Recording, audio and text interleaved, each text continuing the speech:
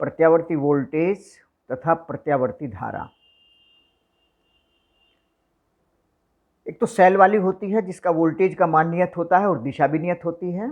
धारा तय होती है, इस दिशा में बहेगी, प्लस से माइनस की ओर। वोल्टेज सेल का नियत होता है, उसे हम दिष्ट धारा वोल्टेज कहते हैं, दिष्ट धारा। लेकिन प्रत्यावर्ती मतलब अल्टरनेटिंग, मतलब उसका मान भी बदल रहा है, दिशा भी बदल रही है, और एक निश्चित समय अंतराल के पश्चात उसी परिमाण और दिशा में उसकी पुनरावृत्ति होती है। एसी जनरेटर, मैग्नेट पोल हैं, NS जुड़े हैं, मैग्नेटिक फील्ड है, कोयल है, आर्मेचर कहते हैं इसको, इन्हीं के साथ एक लूप लगा है। ये सर्पी वलय, स्प्लिट रिंग होते हैं, ये छल्ले हैं एक तरह से। इन्हीं के साथ कार्बन के ब्रुश लगे हैं, कार्बन या धातु के ब्रुश। ये घूमेगा तो ये इससे टच रहेगा, ये स्थिर रहेगा। जब इसे घुमाया जाएगा यहाँ, तो इसके अंदर से मैग्नेटिक लाइन ऑफ फोर्स इधर है, चुंबकीय बल रेखाएं ऐसे हैं, और जैसे ये एरिया लंबवत होगा ज्यादा बल रेखाएं गुजरेंगी, समांतर होगा शून्य बल रेखा गुजरेगी। तो इसको घुमाने के साथ साथ लगातार इसके अंदर से गुजरने वाली बल रेखाओं की संख्या में परिवर्तन होगा, चुंबकीय फ्लक्स में परिवर्तन होगा।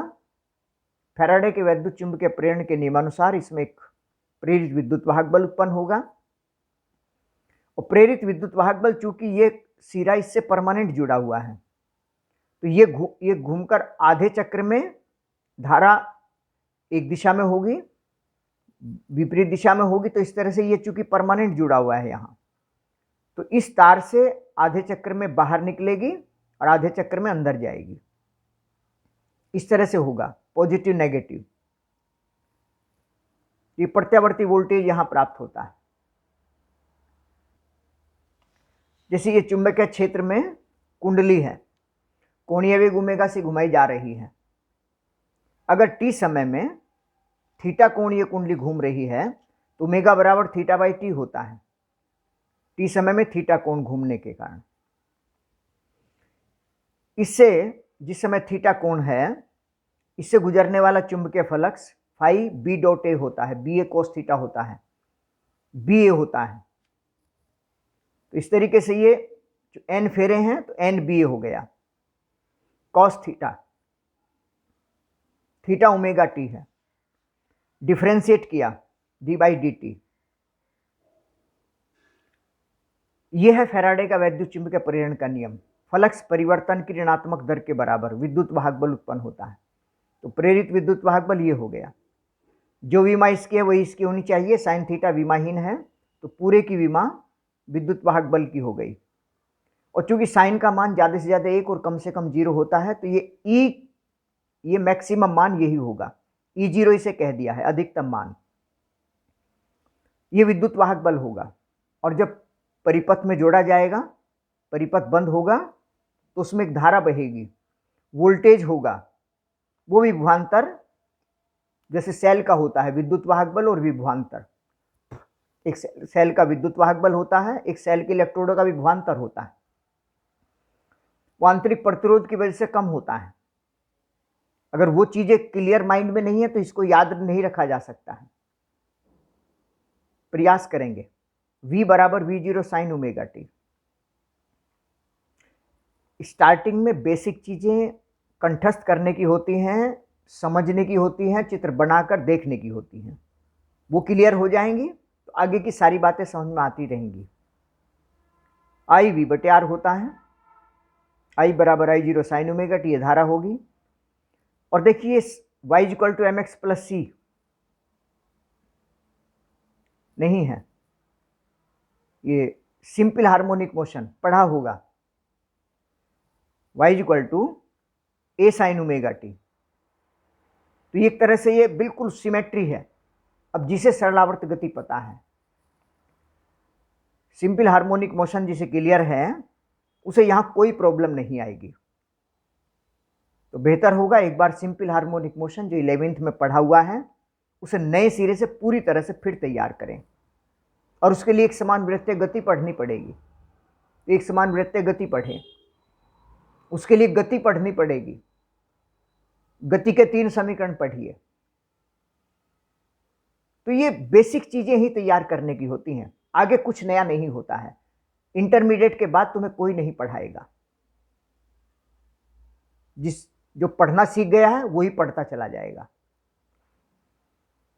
ये ग्राफ बनाएंगे, बिल्कुल ऐसा ही है, सिमेट्रिकल है जैसे सरलावर्त गति का होता था। आधा चक्र, अधिकतम होना, 0 होना, विपरीत दिशा में होना, ये हो गया। प्रत्यावर्ती वोल्टेज का औसत मान। औसत मान का मतलब होता है कुल वोल्टेज बटे कुल समय।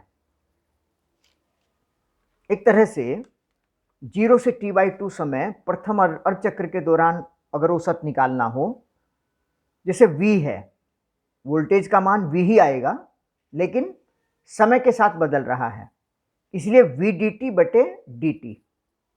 इसको हम छोड़ भी दें तो V dt है, तो V dt बटे dt कर दो तो V से V कट गया, V आ गया, इसलिए V dt बटे dt 1 dt कर दिया है। आधे चक्र के दौरान निकालना है तो 0 to T/2, 0 to T/2। V का मान रख दिया है, जो कांस्टेंट है उसे बाहर कर दिया है, इसका इंटीग्रेशन किया और ये हो गया, लिमिट्स रख दी हैं, मान रख दिया है पाई का 0.637 V0, यानी आधे चक्र के दौरान वोल्टेज का औसत मान ये होगा। और बाद के आधे चक्र में माइनस का होगा। बाद का आधा चक्र मतलब T/2 टू T। ये बातें हैं समझने की कि बाद के आधे चक्र का मतलब है T/2 टू T। एक चक्र ये है, ये 0 से T/2 आधा समय, ये T/2 से T, ये पूरा एक चक्र है। तो ये बात पता होनी चाहिए कि औसत मान का मतलब क्या है और लिमिट्स कैसे निकालेंगे, ये पता होनी चाहिए। बाद के आधे चक्र में T/2 से T और पहले अर्ध चक्र में 0 टू T/2। ये सब सिंपल चीजें हैं। संपूर्ण चक्र में 0 हो जाएगा, क्योंकि दोनों को जोड़ेंगे तो 0 हो जाएगा। तो औसत एक तरह से अर्ध चक्र में 0.637 ये धारा हो गई, और ये वोल्ट एक चक्र में औसत 0 होगी। वर्ग माध्य मूल मान VRMS, root mean square value. अब ये पता होना चाहिए कि देखो, वर्ग माध्य मूल मान, पहले वर्ग करना है, फिर उसका औसत लेना है, फिर वर्गमूल लेना है, वो जो मान आएगा वो VRMS कहलाता है। एक एक शब्द की बात है जानने की, बस ये टर्मिनोलॉजी जाननी जरूरी है। वोल्टेज का वर्ग, औसत मान और फिर इसका वर्गमूल करते चले जाएंगे। अगर VRMS की वैल्यू निकालनी हो, देखिए ये हमने किया है, मान रख दिया है, कांस्टेंट है, बाहर आ गया। साइन स्क्वायर ओमेगा टी का औसत मान 1/2 होता है। साइन ओमेगा टी का औसत मान 0 होता है।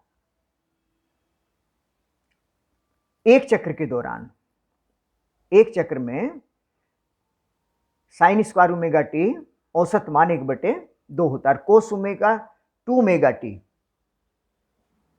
ये 0 होता है, क्योंकि कोस का हो या साइन का हो, एक साइकिल के दौरान औसत मान 0 होता है। 0, 1, 0, -1, 0 ऐसे आते हैं। कोस में -1, 0, -1, 0 ऐसे आते हैं। यानी एक साइकिल के दौरान साइन के किसी भी कोण का मान 0 होता है, कोस के किसी कोण का औसत मान 0 होता है, और वर्ग का 1/2 होता है। ये आ गया VRMS V0/√2। इस तरह से IRMS I0/√2। इसे याद भी रख लेंगे कैलकुलेट करके। वर्गमूल 2 का मान 1.414 होता है। शिखर मान है ये और वर्ग माध्य मूल मान है। और देखिए ये जानकारी नोट कर लेंगे, अच्छी बात है। ये होती है इसकी, जो घरों में आने वाली बिजली है उसकी ये सिचुएशन होती है। वो 0 से प्लस 311 वोल्टेज तक बढ़ता है, 0 होता है, माइनस 311 तक बढ़ता है, 0 होता है। ऐसे इसका वो जो वर्ग माध्य मूल मान है वो 220 होता है, शिखर मान 311 होता है।